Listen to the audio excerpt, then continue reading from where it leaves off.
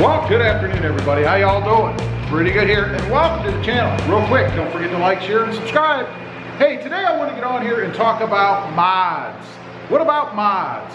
Well, is it important when you mod your truck, specifically the Tacoma back here, that you're able to take those mods off?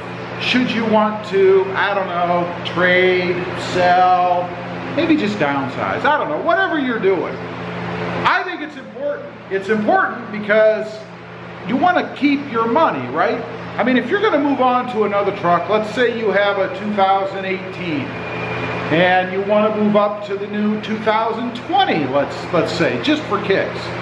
You know, the body style really isn't changing that much and the engine isn't changing at all. So a lot of the things that you may do to your truck may transfer over to the new one.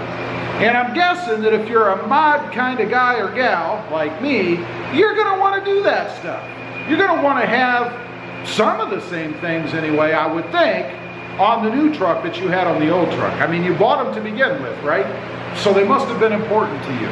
So why go out and spend the money to do it all over again? You know, there is a myth out there that you're going to get your money back when you sell your truck.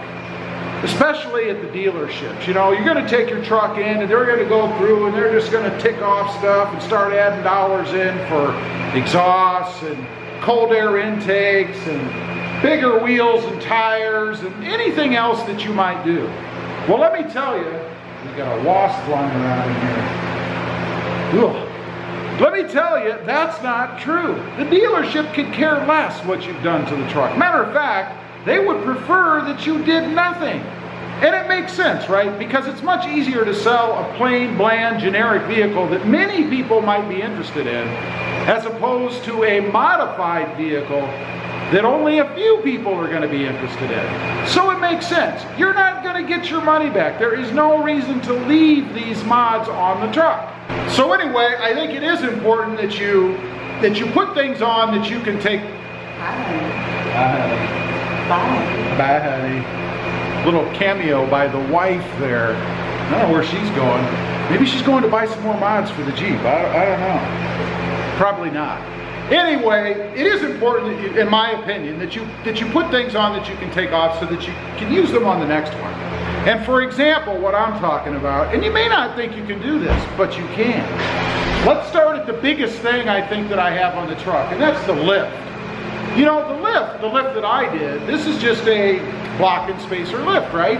So in the back, there's a couple of spacers, a couple of different brackets, which I still have from the original. All you gotta do is take those spacers off, put the other brackets back on, and you're golden. The rear's done. Shouldn't take people to do it very long, I wouldn't think. In the front, same thing. Unbolt, take the spacers out, bolt it back down, and you're done. You now have a truck that's the same height as it was when you bought it. Now, I don't know that lifts are so important really, but save yourself a little money. You know, they're anywhere from, geez, 300 bucks and up for the parts, forget about the labor. So save yourself a little bit of money if you're gonna lift the next vehicle and it's similar and you can use those same pieces and parts, or you could just sell them outright, who knows. Then we get to the wheels and tires.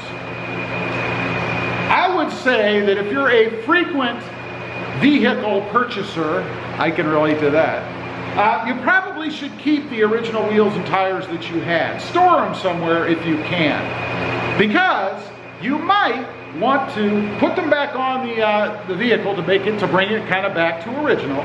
Take your bigger wheels and tires and save them for the next vehicle. Or again, you could sell them outright if you wanted to. I mean, there's a pretty big market out there, I think, for used wheels and tires, as long as they're in good shape.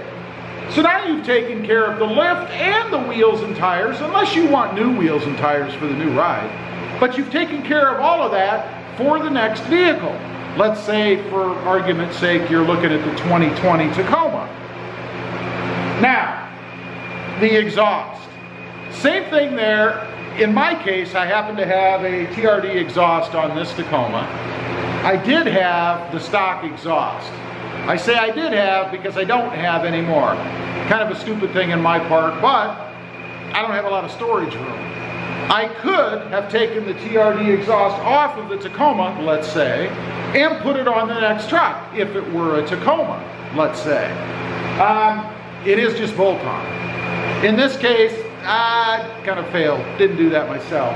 The skid plate that's on the front, if you guys saw recently, I went out and I bought a TRD skid plate, a front plate, and I painted it, customized it a little bit, and I put it on the Tacoma. Now, again, using the 2020 Tacoma as an example,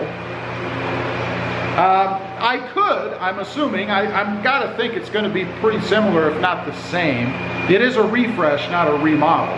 I could go ahead and put that on the next truck. So it would be smart for me to take that off. Again, the dealer, they could care less. They don't care if you bring that truck in with a TRD skid plate on it. It doesn't make any difference to them. They'll use that when they're selling it, but they're not gonna give you anything for it. So take it off. It's just a few bolts. Put the old one back on. I happen to have the old one over there, so I can do that pretty darn easily. Now, when it gets to a few other things, it gets even simpler. The TRD Pro style grill that I have on the front of the truck. That's pretty easy to change. I still have the old one. It's under my bed. Be pretty easy. I don't know if it'll fit the new one, and the new one comes with a different style grill anyway, so it may not. But I could sell it. The Raptor style lights that are in that grill, well, they certainly won't fit in the stock or the OEM grill that's going to come with it, but if I'm able to put that TRD Pro grill back on, some call it the Heritage grill, I guess, back or on the new truck, for argument's sake, I can reuse them again. Pretty simple. It's just a little plug into the fuse box, a switch in the, or actually it's just plugged into the fuse box. That's all it is. Pretty easy to redo, and they're pretty simple bolt-on. The light bar, same thing. I have a light bar in the front of the Tacoma. I assume they're not going to be redoing so much everything in the engine bay that that won't fit. I'm sure that that's going to be fine, and it will be something. My friend the Wasp is back. I really don't want to get stung. It would be easy to do. Again, just bolt-on. The install was kind of a pain, but nonetheless, it would be pretty easy to do. Obviously, the window tent, not going to be able to put that in the new one, but tents don't cost a ton of money anyway. I guess that's my welcome to the new owner, if I was ever to do anything. This truck came with the side steps on it. Now, here's where you can save yourself some money that you never spent.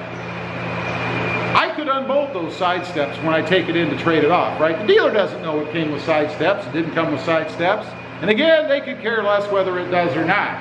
You're not going to get any more for them, and I might actually save myself a little bit of money by using these that were part of the truck to begin with. I didn't spend money after the fact on them, I guess is my point. So it'd be pretty simple to do.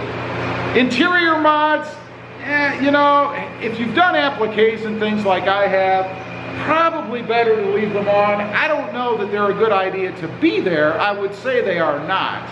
But they do have adhesive on them, and if you pull them off, chances are you're going to have some adhesive left in the truck, right? And you don't want to take your truck in to trade it and have all this sticky adhesive crap all over the place. So in that case, you probably want to leave that kind of thing on.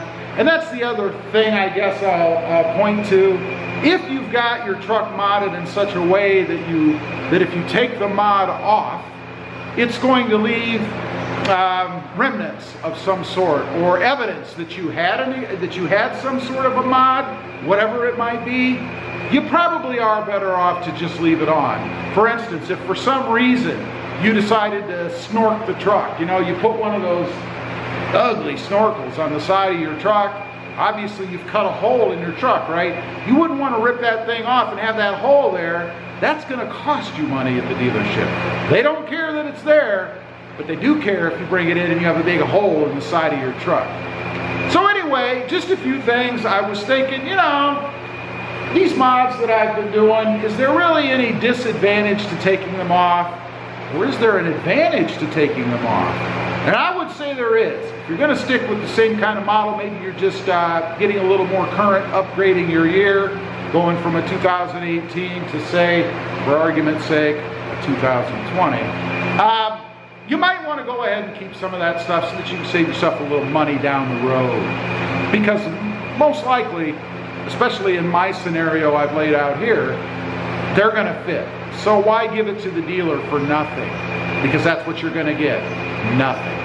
Anyway, just wanted to get on here, talk about that a little bit. It crossed my mind for no particular reason. Appreciate you guys watching. Don't forget to like, share, and subscribe. Leave a comment down below. When you guys trade off your vehicles, do you take things off or do you just give it to the dealer? Let me know. Thanks for watching, and we'll see you next time on the web. Have a great day. Bye.